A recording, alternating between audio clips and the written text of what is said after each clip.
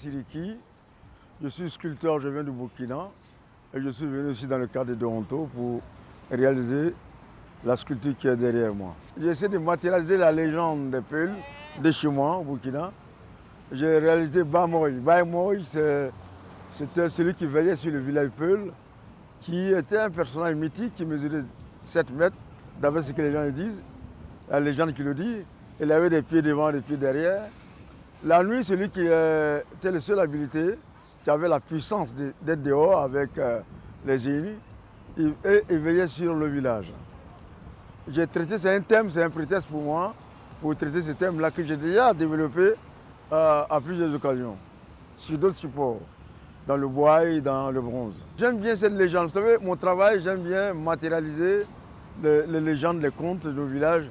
Il y en a tellement que je sais que je vais partir sans avoir exploré toute cette richesse-là. La légende des Peuls, quand on te dit qu'il y a quelqu'un qui a des pieds devant, un pied derrière, et qui dans le village se promène le soir, et quand on voit ses empreintes, on sait pas dans quelle direction il est parti.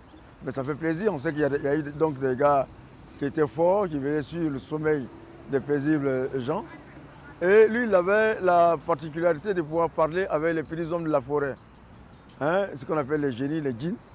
Alors, de connivence avec eux, il montait des plans pour chasser tous les mauvais esprits qui pouvaient venir dans le village.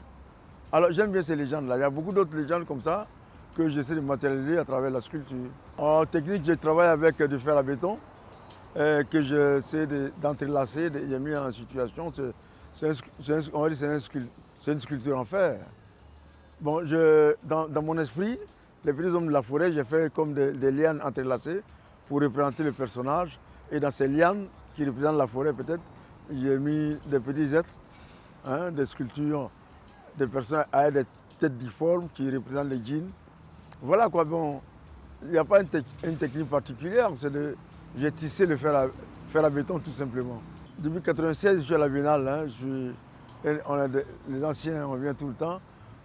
On prend plaisir à être à Dakar parce que pour nous, c'est une occasion pour se rencontrer. Il y a une ambiance de saine camaraderie. Quand il y a des gens avec qui on a commencé quand on était tout jeune, Dieu merci, on se retrouve encore à notre âge à participer à la Biennale. Souvent, quelquefois, je suis venu en simple touriste. Je ne fais rien à la Biennale, mais je suis à Dakar parce que c'est là que ça se passe.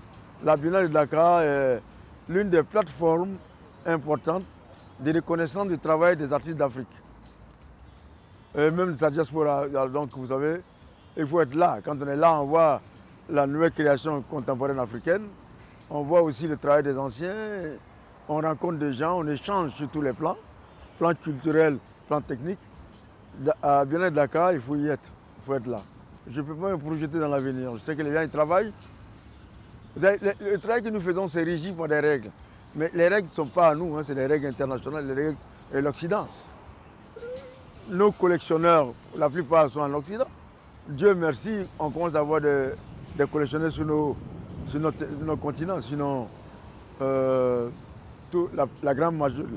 majorité, ça vient de là-bas. Et l'avenir de là va dépendre de ceux-là. Et hélas, moi, je ne suis pas trop dans le courant. Je voudrais, si je voulais m'écouter, je crois que j'allais arrêter de faire ce que je fais, la sculpture, faire autre chose. Parce que c'est bâtard, ce qui se passe. Aujourd'hui, quand on voit que la création est un peu dirigée, quand on voit la création des jeunes plasticiens, les peintres, vous allez voir, il y a toujours du pain wax, les gars qui sont arrêtés dans le truc. On met à la mode une certaine pratique. Et les gens, ils s'engouffrent dedans. Et puis voilà, parce qu'il y a des gens qu'on appelle des faiseurs d'art, qui sont de l'autre côté, qui tirent les jeunes, qui disent « Ah, toi, ton travail est bon, toi, ton travail n'est pas bon ». Ce qui est très subjectif, mais eux, ils sont francs, ils sont cachés, ils disent « C'est bon, c'est pas bon ». Bon, nous, on est anciens, on s'en fout.